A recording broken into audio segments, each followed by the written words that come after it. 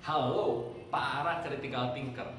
Pernah nggak kita ngobrol, tapi ngobrolan kita itu cuma pendek-pendek dan kayaknya kita susah untuk menjalin komunikasi dengan orang lain dan obrolan kita kayaknya kurang bermutu.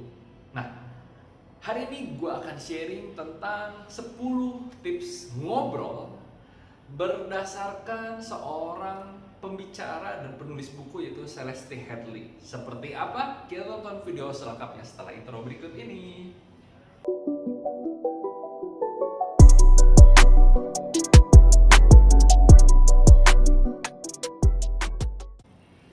Halo para critical thinker. Apa yang gue akan sharingkan di siang hari ini? Di hari ini adalah sebuah speech atau presentasi dari Celeste Hadley. Dia adalah seorang penulis buku We Need to Talk. Kita perlu bicara. Yes, generasi kita sekarang kebanyakan generasi nunduk. Kita ketemu ngumpul satu meja cuma nunduk. Ngobrol? Nggak ngobrol, kita malah ngobrol melalui chatting. Padahal ada orang-orang di depan kita. Kita malah sibuk buka sosial media, bukannya ngobrol. Padahal yang namanya komunikasi ngobrol secara verbal, secara langsung, secara lisan, itu ternyata lebih bermakna. Kita bisa membangun koneksi dengan orang-orang yang ada di depan kita. Beda dengan texting.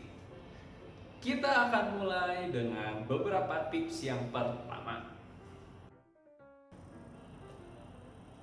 Yang pertama, adalah jangan multitasking. Please, jangan multitasking. Pada saat kita bertemu dengan orang-orang, dengan teman-teman kita, pada saat kita berkumpul dan kita pengen ngobrol, handphone please taruh dong, ditaruh. Jangan kita ngobrol sambil kita balas chatting. Come on. Apalagi rekan-rekan yang wanita, kami kan makhluk-makhluk multitasking. No, tidak ada makhluk yang bisa multitasking secara benar. Tetap ada namanya pecah atensi. Kita tidak bisa konsentrasi, fokus terhadap dua hal secara sekaligus. Pasti harus berpindah. Nggak mungkin pada saat kita texting gitu ya, kita ngetik sambil kita ngobrol, nggak mungkin. Ini beda nih. Hasilnya beda dengan kita benar-benar ngetik dan kita memikirkan apa yang harus kita ketik. Beda dengannya kita juga ngomong sama orang lain, kita benar-benar ngobrol dan kita mendengarkan, kita bertanya dengan sungguh-sungguh. Yang pertama pasti jangan multitasking. Yang kedua, please, yang namanya ngobrol itu dua arah, oke? Kalau satu arah itu namanya presentasi. Tapi presentasi sekarang juga kan banyak kita bisa berdiskusi. Jadi please jangan egois guys, jangan egois. Pada saat kita ngobrol, jadilah pendengar yang baik. Jangan hanya ingin didengar. Ingat, ada pepatah yang mengatakan pada saat kita ketemu dengan seseorang, pasti orang itu mengerti satu hal, at least satu hal yang kita tidak pernah tahu. Banyak hal di dunia yang kita tidak ketahui. Jadi jangan sok tahu. Pastikan kita mendengarkan. Dengan kita lebih banyak mendengar, kita akan lebih banyak tahu. Ingat, komunikasi dua arah. Perbanyak mendengar agar komunikasi kita menjadi lebih baik. Tips yang ketiga, pada saat kita ngobrol, kita pasti ada penuh dengan pertanyaan gitu ya. Bukalah dengan pertanyaan-pertanyaan yang open ended, seperti misalnya nanya, kenapa sih kamu merasakan sedih? Terus gimana caranya supaya kamu gak lebih sedih? Bila ada seorang curhat dengan kita, coba bukalah dengan pertanyaan-pertanyaan open ended, di mana itu bisa membuka kemungkinan supaya orang bisa menjelaskan panjang. Beda halnya dengan misalnya nanya, menurut kamu ini bagus nggak? Ya sudah, bagus, that's it. Pada saat kita menanyakan opini misalnya dengan orang lain, gunakan open ended.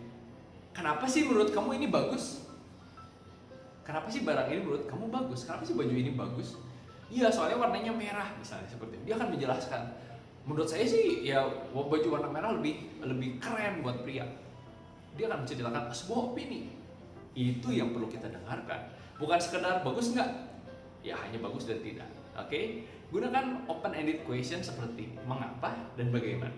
Dengan banyak bertanya seperti itu, akan terjadi komunikasi yang lebih bagus dan kita bisa mendengar sudut pandang dari orang lain. Nah, yang keempat nih, kita kan sebenarnya negara dengan budaya nongkrong yang luar biasa ya. Kita seneng nongkrong, kita seneng ngobrol. Tetapi kita seneng nongkrong di tempat-tempat yang sebenarnya banyak distraksi. Kalau kita ingin ngobrol yang berkualitas, maka pastikan kita ngobrol di yang sedikit distraksinya. Jangan di pinggir jalan. Kalau di pinggir jalan nanti ada cewek lewat, waduh, terganggu konsentrasinya. Atau misalnya di kafe, wah di kafe itu nanti ternyata ada seseorang yang kita kenal terdistraksi. Kalaupun ternyata kita tidak bisa nih ketemu dengan orang yang ingin kita ngobrol di tempat yang lebih private, lebih sunyi gitu ya, tidak apa-apa, tetapi belajarlah untuk kembali. Pada saat ada sesuatu yang distraksi atau mengganggu, jangan potong omongan orang yang sedang ngobrol sama kita. Pada saat dia ngomong, jangan kita potong bentar. Sangat tidak sopan, dan juga itu akan merubah suasana yang sudah terbangun pada saat kita berkomunikasi. Yang keempat adalah perhatikan distraksi dan fokuslah terhadap apa yang dibicarakan oleh orang, apa yang sedang kita bicarakan. Apapun distraksi yang muncul mengganggu kita, kembalilah ke saat ini dan kita obrolin. Fokus. Itulah yang keempat. Yang kelima. Nah, yang kelima ini seharusnya kita sudah sering melakukannya, yaitu jujur. Kalau nggak paham, kalau bingung, ngomong, nanya. Saya nggak paham, maksud kamu apa sih? Bisa menceritakan tentang mitokondria dalam sel-sel tubuh gitu ya. Apa sih mitokondria? Tanya. Kalau nggak ngerti, nanya. Jangan sok tahu, jangan merasa lebih tahu. Ingat, di poin yang sebelumnya, setiap orang pasti mengetahui suatu hal yang kita tidak tahu. Nah, disinilah fungsinya komunikasi, supaya kita bisa mendapatkan ilmu baru, supaya kita bisa mendapatkan sudut pandang yang baru. Buat apa komunikasi kalau cuma sekedar kita tidak menambah suatu hal yang baru? Buat apa? Makanya pada saat kita nggak ngerti, itu kayaknya saya penasaran, tanya aja, no problem, ngomong. Saya nggak paham, walaupun misalnya dia udah nanya, udah cerita panjang lebar. Wah, saya tuh begini. Sorry, kayaknya gue ada yang lupa, atau gue ada yang miss. Ngomong aja. Dibanding kita bohong gitu ya, pura-pura ngerti, akhirnya kita tidak bisa memberikan solusi, kita tidak bisa memberikan tanggapan. Akhirnya dia akan kecewa juga dengan ngobrol sama kita. Ngomong kalau nggak paham. Dia atau lawan bicara kita pasti akan lebih suka, karena kita memberikan kesempatan kepadanya untuk lebih banyak ngomong kepada kita. Oke? Nah, poin yang keenam, gini, kita pasti sering kita menyamakan. Maksudnya menyamakan gini, ada misalnya teman kita cerita, aduh kemarin saya jatuh dari tangga misalnya, aduh saya pasti jatuh di tangga. Dia kan mau bercerita, dia pengen curhat nih. Terus kita pernah mengalami hal yang sama. Oh, saya juga pernah jatuh dari tangga. Dan kita potong, dan kita nyamain nih. Ini kebiasaan yang buruk. Kita tidak boleh menyamakan pengalaman kita dengan pengalaman orang lain, karena pasti situasinya berbeda, rasanya berbeda. Ingat, teman kita curhat mengenai dia jatuh dari tangga karena dia pengen didengar, bukan dia pengen dengar kita bahwa kita juga pernah jatuh dari tangga. Bukan seperti itu. Oke? Jadi pada saat orang bercerita terhadap kita tidak perlu menyamakan, tetapi kita mencoba untuk mengerti apa sih, kenapa sih, ada apa sih. Dengan seperti itu kita kembali berkomunikasi. Dia akan merasakan kehadiran kita, dan kita juga bisa sharing kalau misalnya dia sudah menceritakan dengan full, dengan beres. Oh iya, memang kejadian seperti itu sih, sakit rasanya. Kalau dia nanya dan penasaran, emang kamu pernah jatuh juga? Pernah, saya juga pernah jatuh dari tangga. Baru cerita, oke? Jadi kalau misalnya ada orang nanya, ada orang bercerita, kita jangan sok-sok nyambungin gitu ya. Saya juga pernah, karena itu akan memotong pembicaraan dia terhadap kita. Ingat, jadilah pendengar yang baik dan jangan sok nyamain. Poin yang ketujuh. Nih, pada saat kita ngomong, jangan diulang-ulang. Jangan kita ngulangin hal yang sama berulang-ulang kepada lawan bicara kita, karena itu akan memberikan kesan bahwa dia tuh bodoh. Cukup sederhana, ya begini, misalnya saya ceritain, oh iya kemarin tuh saya pernah jatuh dari tangga dan rasanya sakit banget. Jatuh dari tangga ketiga gitu ya, dan itu bikin saya memar. Udah sesederhana itu, gak usah ngomong bahwa saya tuh sakit loh, jatuh dari tangga lantai 3, yang step ketiga itu loh, tangga yang gitu ya, tangga yang agak tinggi gitu, itu kepleset loh dan jatuh itu sakit, gak perlu diulang-ulang. Oke? Kalau kita ngulang-ulang seperti itu, bikin kesan lawan bicara kita bodoh. Kalau dia sepertinya bingung, ya tanya, menurut kamu gimana? Misalnya dia tidak memberikan tanggapan, kamu bingung gak sih gitu? Paham gak ya dari apa yang saya ceritain? Tanya. Dibandingkan kita sok tahu, sosok ngejelasin berulang-ulang, dan akhirnya dia merasa apa sih lu maksudnya, gue nggak paham. Akhirnya jadi salah paham. Oke? Jadi jangan suka ngulang-ngulang, tetapi tanyakan apabila lawan bicara kita sepertinya bingung dengan apa yang kita bicarakan. Poin yang ke-8. Yang ke-8 begini. Jangan kita bercerita terlalu panjang lebar nih, lebay. Misalnya kita ngomong bahwa saya jatuh dari tangga. Guys, saya kemarin jatuh dari tangga pukul sekitar 15 lebih 55 detik. 1 menit 55 detik. Nah, jatuh dari tangga itu saya menggunakan celana berwarna biru muda dengan gambar Donald bebek di bagian sakunya. Dan pada saat saya jatuh, saya ternyata membawa sebuah tas berwarna merah dengan tulisan yang bagus sekali dengan tali berwarna kuning misalnya. Too much detail dan tidak penting. Oke?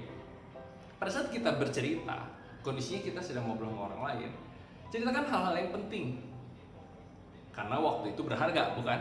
Oleh karena itu kita omongin yang kira-kira penting, yang dia pengen orang itu dengar dari kita. Langsung to the point. Oh, kemarin itu saya jatuh dari tangga. Ya agak tinggi sih, misalnya step ketiga, dan aduh itu lumayan sih bikin memar. That's it. Gak usah ceritain detail-detail yang gak penting. Karena kita terlalu lebay karena bingung mau ceritain apa, kita jadi ceritain detail-detail yang gak penting. Oke? Agar komunikasi efektif, yang ke-8 adalah teman-teman harus cerita yang penting-pentingnya aja, gak usah terlalu detail. Yang ke-9 adalah ya tetap mendengar. Ingat, ada pepatah mengatakan bahwa sebenarnya kita tuh bisa mendengar hingga sampai 500 kata dalam 1 menit. Dan kita hanya bisa mengatakan hanya sekitar 100 sampai 200 kata. Dengan kita mendengar, kita akan bisa belajar lebih banyak. Mendengar. Dengan kita mendengar orang lain, kita akan melihat sudut pandang yang berbeda. Kembali, yang ke-9 saya ingetin bahwa ya kita harus lebih banyak mendengar pada saat kita berkomunikasi. Kalau kita terlalu banyak ngomong, akhirnya ya sudah, kita sedang presentasi berarti, dan kita tidak pernah mengetahui sudut pandang, pendapat, dan opini dari orang lain. Di mana komunikasi sebenarnya adalah menyatukan pendapat, menyatukan persepsi, supaya kita satu paham, orang lain bisa mengikuti apa yang kita inginkan, dan orang lain juga bisa merasakan kehadiran kita. Yang ke-9 adalah lebih banyak mendengar. Yang ke-10, yang terakhir, tunjukkan antusiasme. Kembali, tunjukkan antusiasme. Kalau kita memang ingin ngobrol dengan seseorang, tunjukkan bahwa kita antusias dengan apa yang sedang kita bicarakan. Tunjukkan antusiasme. Wah, karena pada saat dia bercerita, dia pasti menceritakan sesuatu yang dia mengerti, menceritakan sesuatu yang bermakna buat dia gitu ya. Oleh karena itu, kita pun harus antusias, sama antusiasmenya dengan apa yang sedang bercerita, dengan seseorang yang bercerita kepada kita. Tunjukkan antusiasme, maka lawan bicara kita akan sangat antusias untuk menceritakan apa yang menjadi keresahannya dia. Oke? Jadi tunjukkan antusiasme, tunjukkan bahwa kita ingin tahu lebih dalam, kita ingin tahu persepsi dari lawan bicara kita, kita ingin tahu apa sih solusi dari permasalahan kita dari lawan bicara kita.